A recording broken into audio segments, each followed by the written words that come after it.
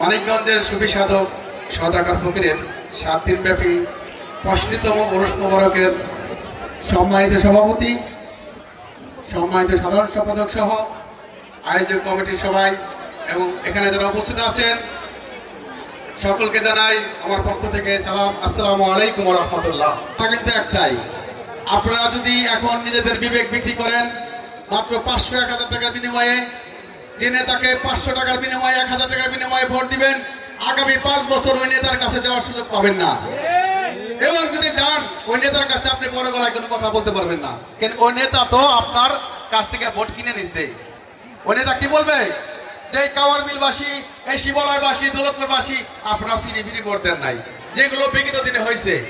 আপনার বাচ্চার একটা জন্ম নিবন্ধন থেকে শুরু করে একটা ভোটার আইডি করতে গেলে, একটা মৃত্যু সনদ উঠাতে গেলে যে পেরেশানি, এই পেরেশানিগুলোর মূল কারণ কিন্তু আমরাই। কারণ আপনারা টাকার বিনিময়ে ভোট দিবেন আর ভোটের পরে ভালো সেবা আশা করবেন, সেটা কিন্তু ভুল ধারণা। কারণ আপনারা যদি কোনো ওই টাকার বিনিময়ে কোনো দুর্নীতি বা জুলুমবাজকে আপনাদের এই সংসদীয় আসনে আসার সুযোগ করে দেন, তাহলে আপনারা কোনো সময় ভালো সেবা পাবেন না। এই জন্য আমি বলবো বিচার বিবেচনা আপনাদের। আপনারা যদি 500-1000 টাকার বিনিময়ে আপনাদের আমানত ভোট বিক্রি করে দেন, আগামী 5 বছর আপনাদের গোলামি করতে হবে। এই যে নেতা এই সংসদে আসনে আসবে তার মনোমতো করে পরিচালিত করবে সবকিছু, আপনারা সব দেখেও না দেখার মতো থাকতে হবে। আর যদি আপনারা আমাকে ভোট দিতে হবে এটা কিন্তু জরুরি না। আপনার বিভাগ বিবেচনায় যদি মনে হয় যে এই ছেলেটাকে ভোট দিলে অন্তত আর যাই কিছু করুক আমাদের প্রতি জুলুম করবে না। প্রিয় শিবালয়বাসী, আমি আপনাদের কাছে একটা বিষয় ওয়াদা করতে পারি, আমি খুব সাধারণ ঘরের ছেলে। আমি রাজনীতিতে আসছি মানব সেবার নিয়তে। মানব সেবা করা আমার নেশা এবং পেশা।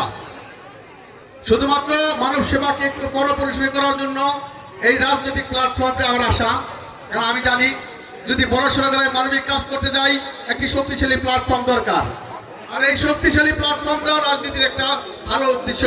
এবং রাজনৈতিক একজন ব্যক্তি সে চাইলে অনেক ভালো কাজ করতে পারে। একজন সংসদ সদস্য সে চাইলে তার নির্বাচিত আসনে অনেক সুন্দর কাজ করার মাধ্যমে তার আসনটাকে একটা মডেল আসন হিসাবে গড়ে তুলতে পারে। কিন্তু আমাদের প্রতিযোগিতা কি? আমাদের প্রতিযোগিতা নোংরা প্রতিযোগিতা। আমাদের বাংলাদেশে বিগত দিনে শুধুমাত্র কোনো একটি দলের বা দুইটা দলের দোষ দেব না, যারাই ক্ষমতা আসছে টাকার বিনিময়ে আসছে, আসার পর টাকা ইনকাম করছে, সোজা হিসাব টাকা খরচ করে আসছে, টাকা ইনকাম করছে।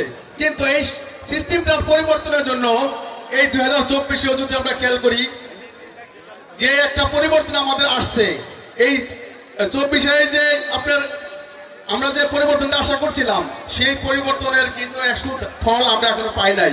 কি পাইছি আমরা? আসলে পাই নাই।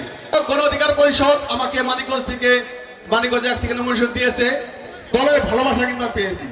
এখন আপনাদের ভালোবাসা যদি আমি পাই তাহলে আপনাদের সেবা করার সুযোগ পাবো ইনশাআল্লাহ। আমি মূলত আপনাদের সেবা করার নিয়তে রাজনীতিতে আসছি। আপনারা যদি সুযোগ করে দেন, আপনারা যদি ভোটের মাধ্যমে আমাকে জয়যুক্ত করেন, আল্লাহ যদি আমাকে কবুল করে, তবেই আপনাদের পাশে থেকে কাজ করতে পারবো। আসলে এগুলো মানুষের সেবা করা এটা ভাগ্যের ব্যাপার। সেটা যদি আমার ভাগ্যে থাকে, আপনারা যদি আমাকে সহযোগিতা করেন তাহলে সম্ভব।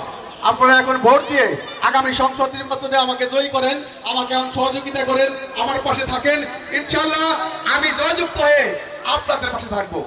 গণ অধিকার পরিষদের মার্কা ট্রাক মার্কা। আগামী সংসদ নির্বাচনে আপনারা ট্রাক মার্কায় ভোট দিবেন এবং আপনাদের ভোটে জয়যুক্ত হয়ে আমাকে সংসদে যাওয়ার সুযোগ করে দিবেন। সেই দোয়া রাখি সবার কাছে। উপস্থিত সবাইকে অসংখ্য ধন্যবাদ।